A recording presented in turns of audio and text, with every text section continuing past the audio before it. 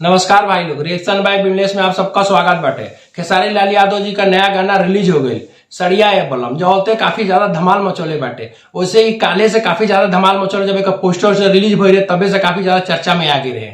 ये गाना के कृष्णा बेदर्जी जी लिखले बनन और म्यूजिक भी कृष्णा बेदर्जी जी दिले बनन।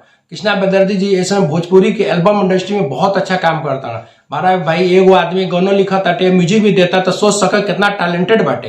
हालांकि भोजपुरी के सिनेमा इंडस्ट्री में भी बहुत अच्छा काम करता है। ये गाना सुजाय म्यूजिक वर्ल्ड से रिलीज भइल बाटे, जो काफी अच्छा और काफी धमाल मचावा ताटे।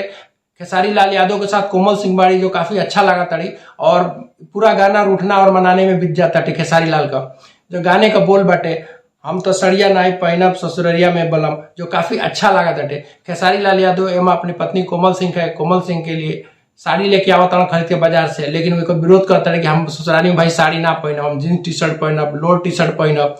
ये कुल बाटे आजकल जो जुग जमाना चला ताटे, लड़की लोग अपने ससुराली में जो पहन ताड़ी लोग। ये गाना में देखावल बाटे कि खेसारी लाल यादव अपनी पत्नी खातिर साड़ी लेके आवता, लेकिन उस साड़ी नहीं पहनल चाहत। वो कहता कि हम ससुराली में जींस और टी शर्ट पहनब। और पूरा गाना में रूठना मनाने वाला गाना बाटे में खेसारी लाल पूरा गाना में मनावता अपनी पत्नी कोमल सिंह के कि भैया इस ससुरारी है तो साड़ी पहन ला, ठीक बा, बाहर कुछ भी पहना। खेसारी लाल का वैसे भी कॉमिक टाइमिंग बहुत ही अच्छा रहेला, बहुत लाजवाब रहेला, हम देखले बानी। मतलब कि कोनो गाना में अगर कॉमिक टाइमिंग वाले तो उनको ह्यूमर बहुत अच्छा है। वैसे भी भोजपुरी इंडस्ट्री के जिन बहुत अच्छे से कॉमेडियन बना लोग, उन्होंने लोग हम सुनले ही बात, इंटरव्यू देख ले हैं कि भाई और ही चीज में तो चला ठीक बा, लेकिन खेसारी लाल का जब कॉमेडी वाला सीन आवेला तो वह जो बेस्ट कॉमेडियन जो बना लोग भोजपुरी के, उन्होंने लोग भी हाथ पाँव फूल जाला। काहे कि ह्यूमर बहुत अच्छा है खेसारी लाल का।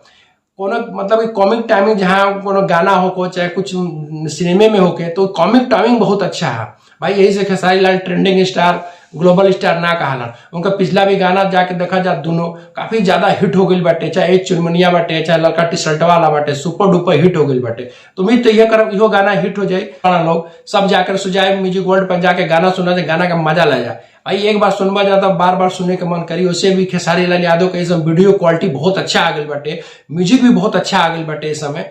कहेंगे पहले हमेशा शिकायत रहा कि उनका क्वालिटी बहुत बेकार रहा, कहीं पिछला कुछ गाना में क्वालिटी बहुत ही बेकार रहा। भाई इतना बड़ा स्टार बना, कम से कम क्वालिटी तो अच्छा होगी चाहिए वीडियो का, एक वीडियो क्वालिटी भी बहुत अच्छा बाटे। तो गाना हमके तो बहुत अच्छा लागला।